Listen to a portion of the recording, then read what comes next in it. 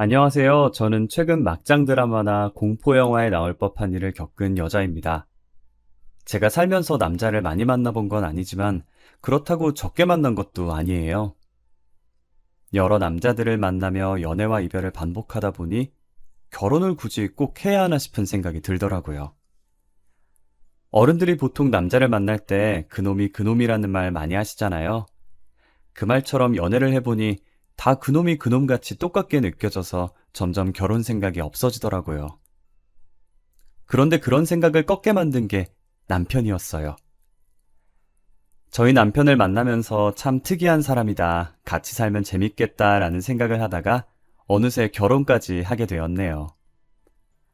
남편은 제게 고백했던 것도 보통의 고백과는 많이 달랐어요.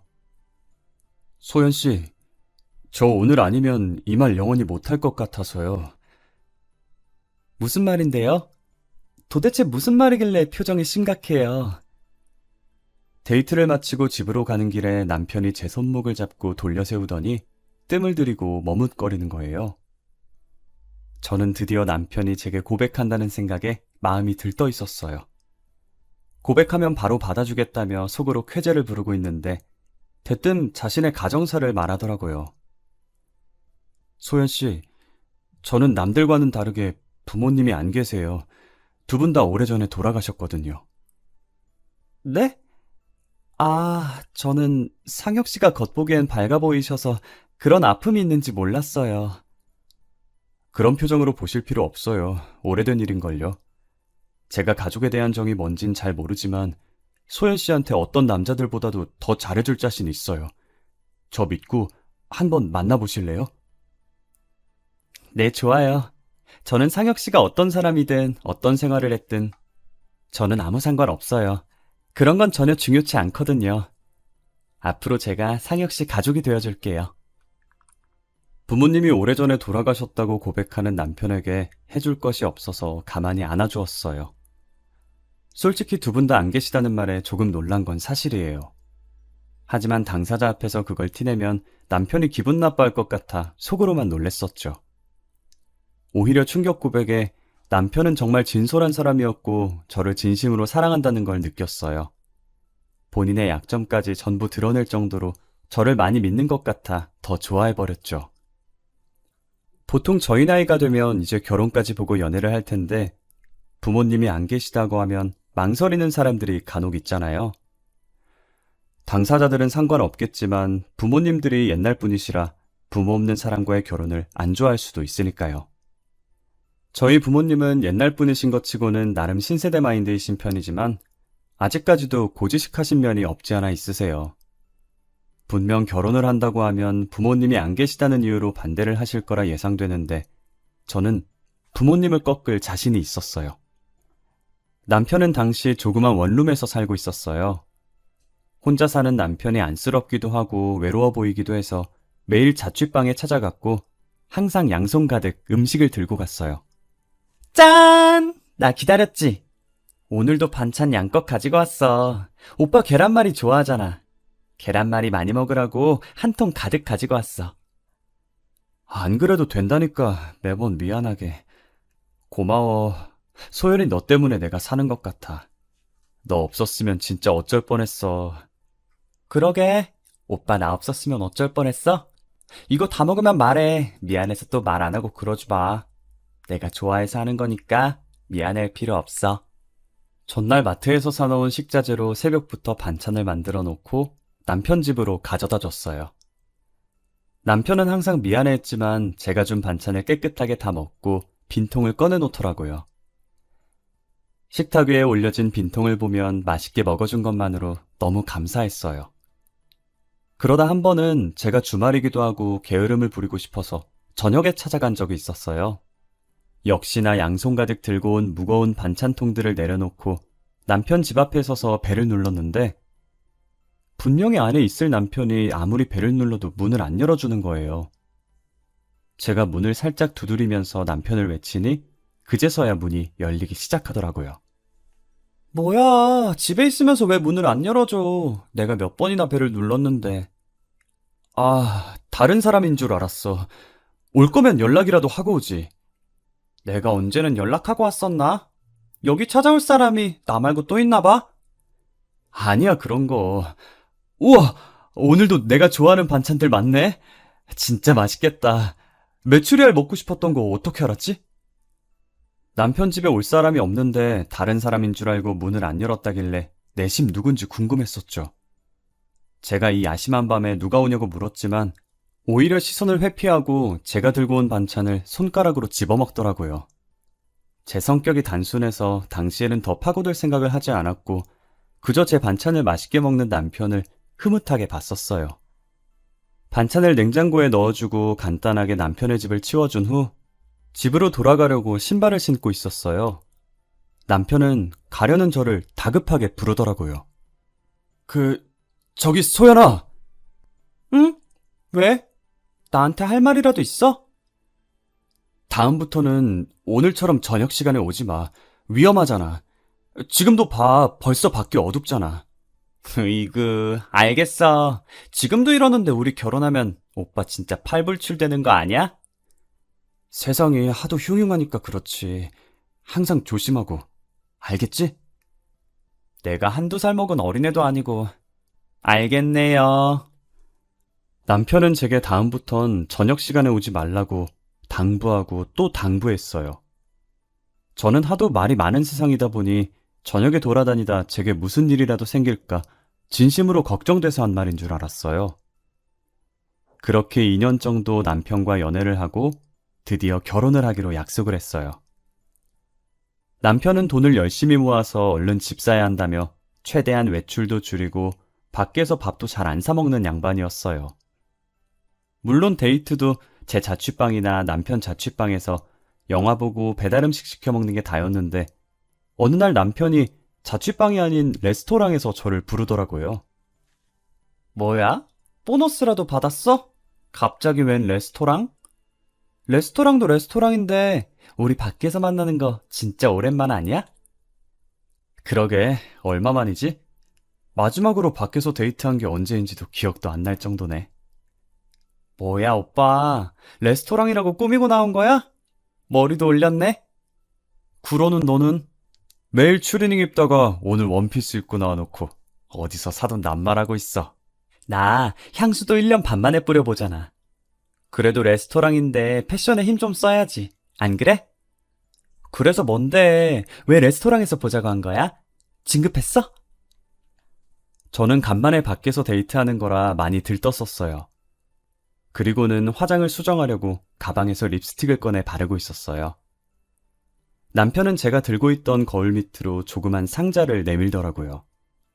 저는 사이즈만 봐도 반지 케이스인 걸 눈치를 챘고 너무 놀라서 순간적으로 립스틱을 떨어뜨리고 소리를 질러버렸어요.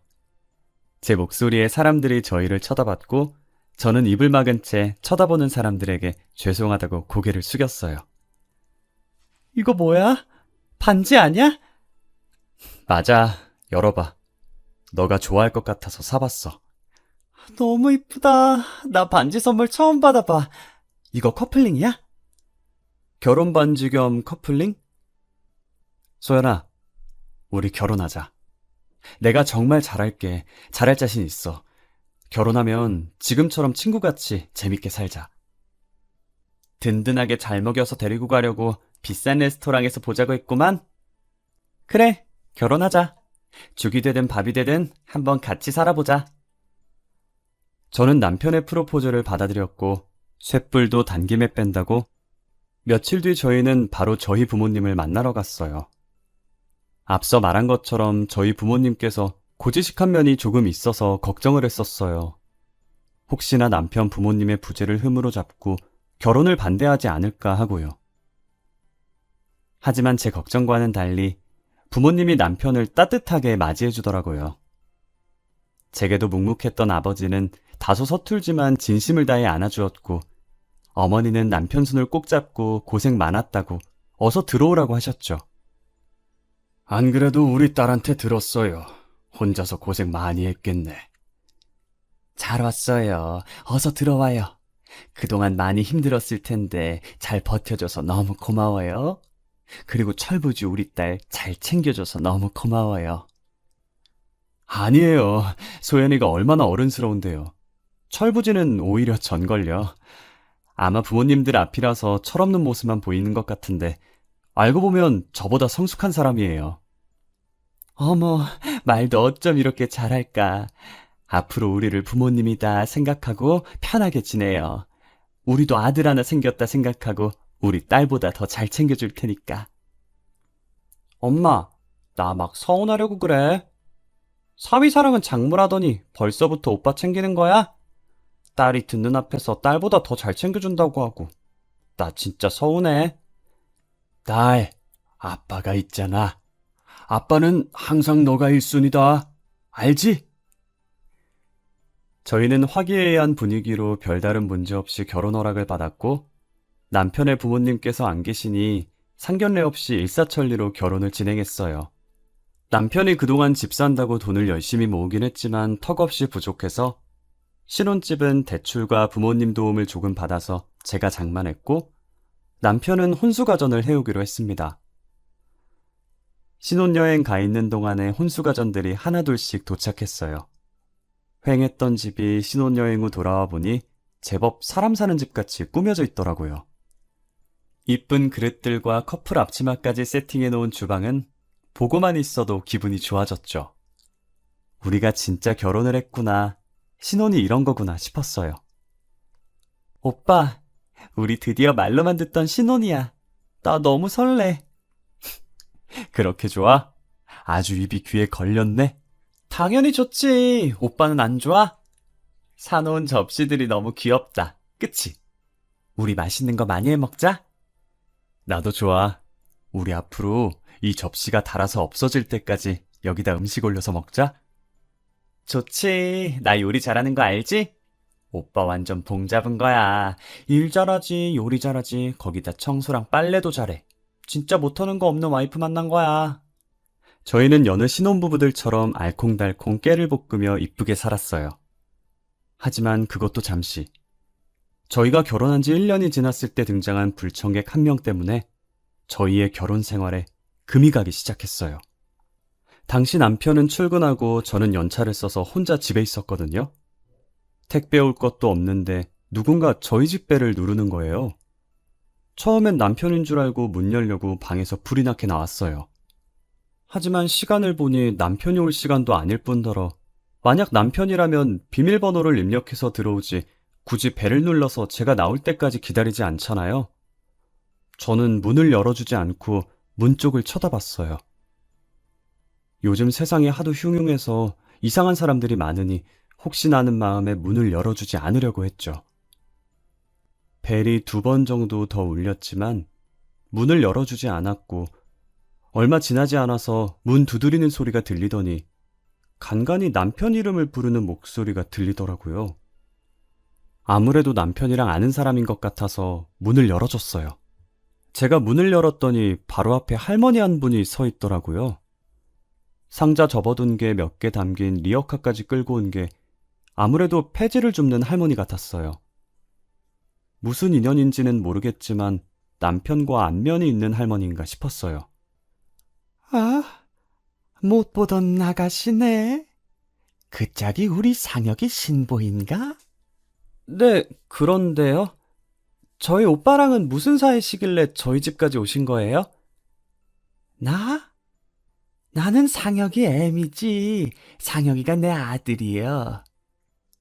그게 무슨 소리예요? 저희 남편은 가족 없어요. 오래전에 돌아가셨다고 들었는데. 아니요. 내가 이렇게 두 눈 똑바로 뜨고 있는데 죽긴 뭘 죽어. 우리 영감도 아직 잘 살아있구만. 상혁이가 아가씨한테 말 안 했나 보네. 저는 이 상황이 너무 당황스러웠어요.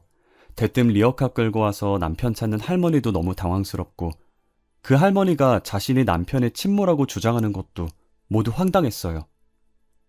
제가 무슨 반응을 보여야 할지 몰라서 문을 붙들고 할머니만 쳐다봤고 할머니는 다리 아프게 계속 자신을 여기다 세워둘 거냐고 집 안에 들어오려고 하시더라고요. 때마침 남편이 퇴근을 해서 집으로 들어오고 있었고 문 앞에 서 있는 저와 할머니를 보고 당황스러운 듯 보다가 저희 쪽으로 뛰어왔어요. 지금 여기서 뭐 하시는 거예요? 왜 여기까지 찾아왔어요? 이 정도 했으면 된 거 아니에요? 제가 이만큼 피해 다녔으면 제발 그만하고 가세요. 상혁아, 이 애미 한 번만 살려다오. 내가 얼마나 급하면 여기까지 찾아왔겠냐. 오죽 급했으면 이러겠냐고. 제발 애미 한 번만 살려주면 안 되겠어? 남편은 자신에게 매달리는 할머니를 매정하게 내쫓았고 그대로 현관문을 닫아버렸어요. 갑자기 벌어진 일에 놀라서 다시 문을 열려고 하는데 남편이 제 앞을 막더라고요. 뭐 하는 거야, 오빠? 오빠 친어머니라고 하던데 그렇게 내쫓으면 어떡해? 누가 내 어머니야? 내 어머니 아니야. 내가 전에 말했잖아. 부모님 돌아가셨다고. 미친 사람이니까 저 사람 말 들을 필요 없어. 처음 보는 남편의 단호한 표정에 기가 눌려서 저는 아무 말도 할 수 없었어요. 남편이 연애를 할 때부터 지금까지 제게 한 번도 화낸 적 없던 터라 그날은 아무 말 없이 하루 종일 남편 눈치만 봤어요. 다음 날 주말이었고 남편이 친구를 만나러 가고 없을 때 할머니가 다시 찾아왔더라고요. 저는 문 앞에서 왔다 갔다 하며 열어줄까 말까 한참을 고민했어요. 무슨 사연인지 궁금해서 바로 문을 열어주고 싶다가도 제가 할머니를 만났다는 걸 알면 남편이 싫어할 것 같아서 많이 망설였어요. 하필 제가 궁금한 건 못 참는 성격이라 두 눈 꼭 감고 문을 열어버렸어요. 그리고 서서 할 얘기는 아닌 것 같아 할머니를 저희 집 안으로 들어오게 했어요. 물 한 잔을 할머니께 건네면서 남편과는 무슨 사이인지 여쭤봤어요. 혹시 실례가 안 된다면 저희 남편과 어떤 사이인지 자세히 설명해 주실 수 있나요? 안 그래도 그거 말해주려고 찾아온 거요. 나는 어제 말했다시피 상혁이 애미, 그리고 상혁이 애비는 사고로 식물인간이 돼서 지금 병원에 누워있고. 식물인간이요? 아니 어쩌다. 그건 너가 자세히 알 거 없고 내가 어제 찾아온 건 너무 급해서 어쩔 수가 없었어. 미안하다. 급하게 돈이 필요한데 내가 부탁할 곳이 아들밖에 더 있겠냐. 무슨 돈이 필요하시길래. 우리 상혁이한테 여동생이 하나 있는데 그것이 사고를 쳐서 임신을 한 거예요. 돈이 없어서 결혼식도 못 올리고 지 신랑이랑 따로 살고 있더라고. 아가씨 남자친구 쪽에서는 지원 못 해주신대요? 우리 집 가난한 집안이라고 결혼 허락도 안 해주는데 지원을 해주겠어? 그쪽 집안에서 나보고 3천만 원 혼수해올 자신 있으면 결혼 허락해준다더라. 네? 3천만 원이요? 그래, 3천만 원. 내가 당장 3천만 원이 어디 껐어. 그래서 염치 없는 거 알지만 울며 겨자 먹는 심정으로 여기까지 오게 된 거요. 혹시 3천만 원 있으면 어떻게 안 될까? 제가 3천만 원이 어디 있어요. 그리고 이건 제가 혼자 결정할 문제가 아닌 것 같아요. 제가 남편한테 말해볼 테니까 일단은 댁으로 돌아가 계세요. 아유, 고마워. 꼭 우리 아들한테 말 좀 잘 부탁함세. 저는 초면에 3천만 원 드리기도 못하고 3천만 원이 결코 적은 액수는 아니니 혼자서 결정할 문제가 아닌 것 같아서 일단 시어머니라고 주장하는 할머니를 돌려보냈어요. 남편은 할머니가 다시 찾아왔었다는 제 문자에 친구랑 놀다가 불이 나게 집으로 달려왔더라고요. 얼마나 뛰었던지 숨 넘어갈 듯이 헐떡거리면서 들어왔어요. 남편 이마에 맺힌 땀을 닦아주면서 할머니에게 들은 얘기를 남편에게 해줬어요.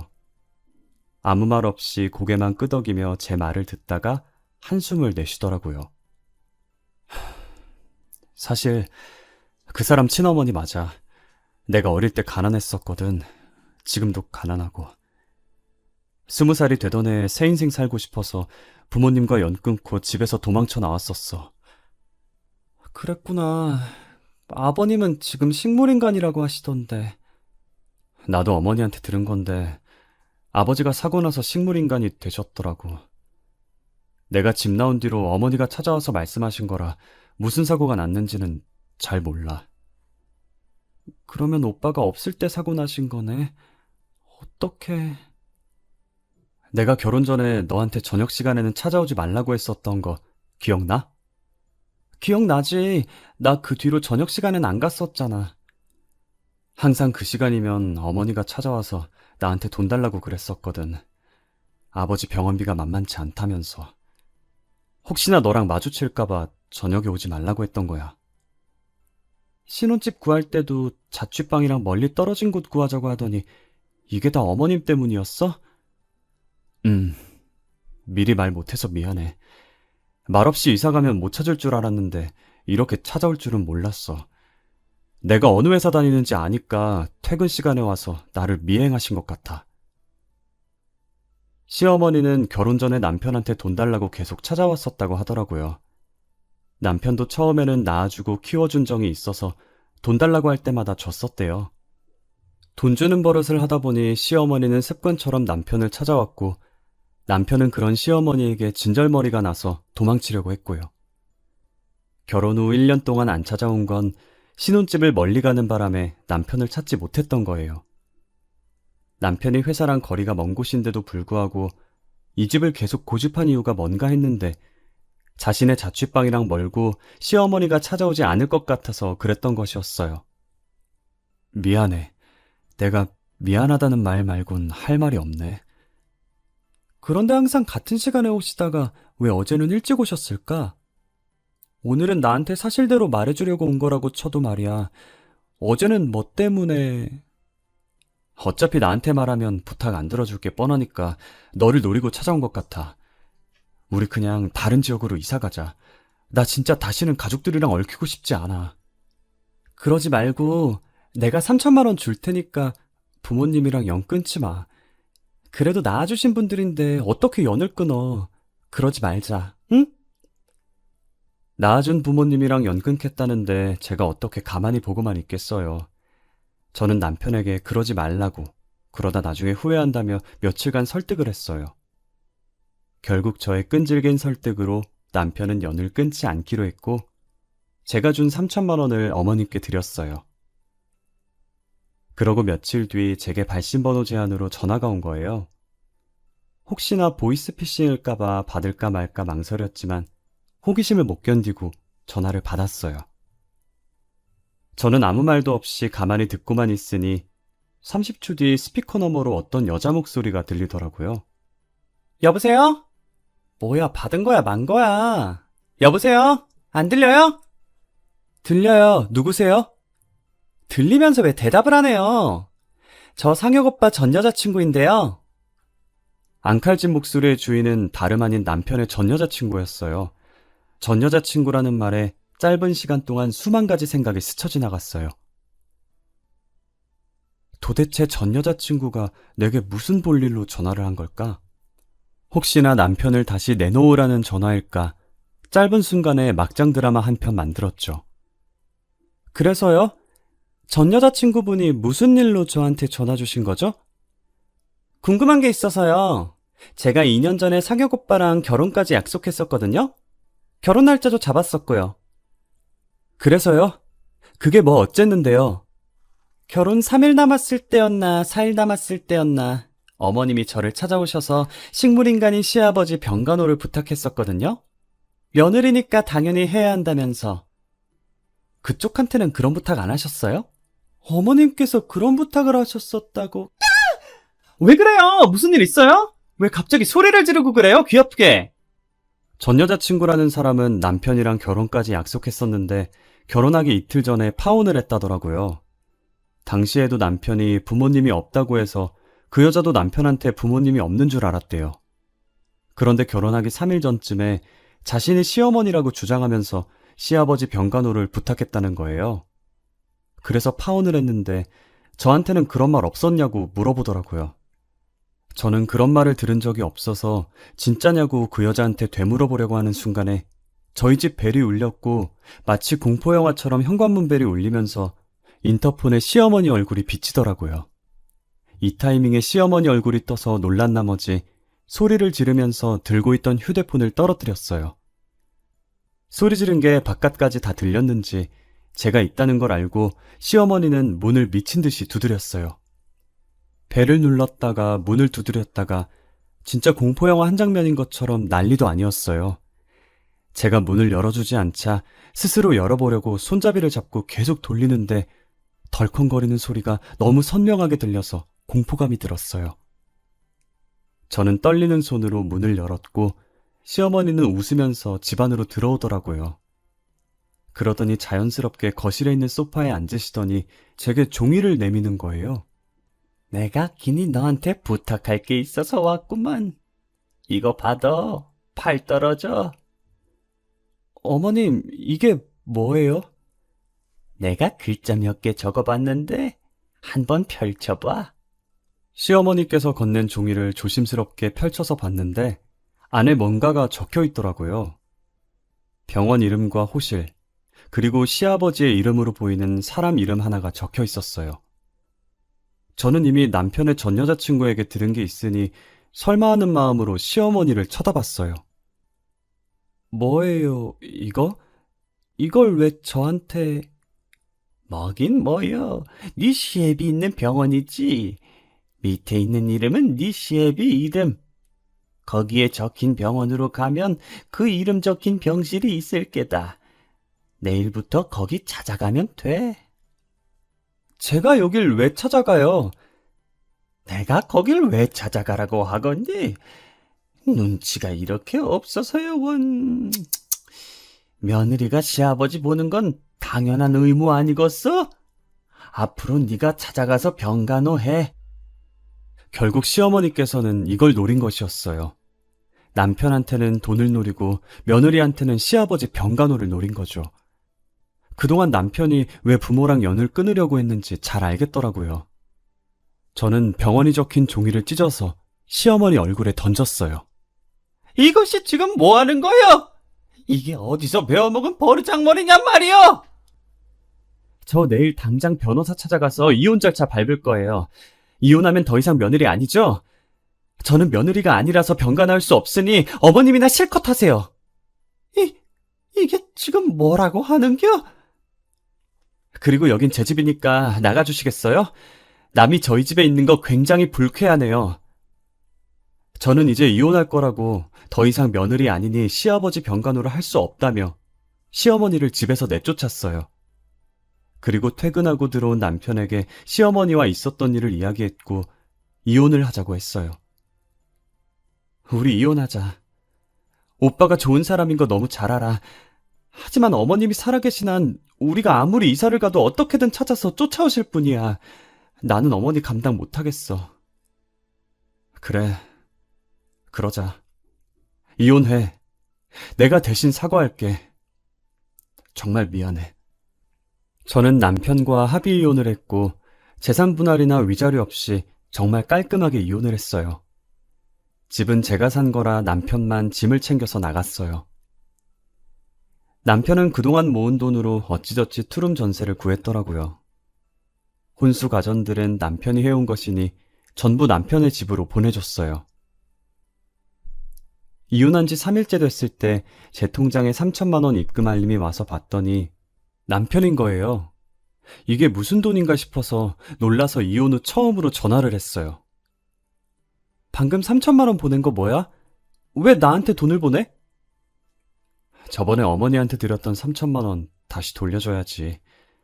이혼한 날 바로 주려고 했는데 집 구하느라고 돈을 다 썼더라고. 급한 대로 대출 받아서 보냈어. 안 보내줘도 돼.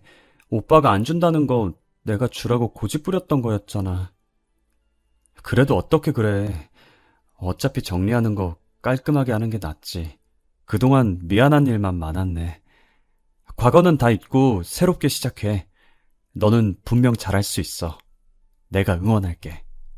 시어머니만 아니었어도 남편과는 절대 이혼할 일 없었을 거예요. 남편은 이혼했지만 끝까지 좋은 사람이고 저를 위해준 사람이죠. 남은 제 인생에서 이런 남자를 다시 만날 수 있을지 모르겠네요. 시어머니는 저희가 진짜 이혼을 했다는 걸 알았는지 더 이상 저를 찾아오지 않았어요. 저는 아직도 그때를 잊지 못해요. 인터폰에 웃고 있는 시어머니의 얼굴이 비치던 그때를 말이에요. 이혼의 이유가 남편을 잘못 만나서 헤어진 건 아니지만 잘못된 시어머니를 만날까봐 무서워서 아직 재혼은 꿈에도 못 꾸고 있네요.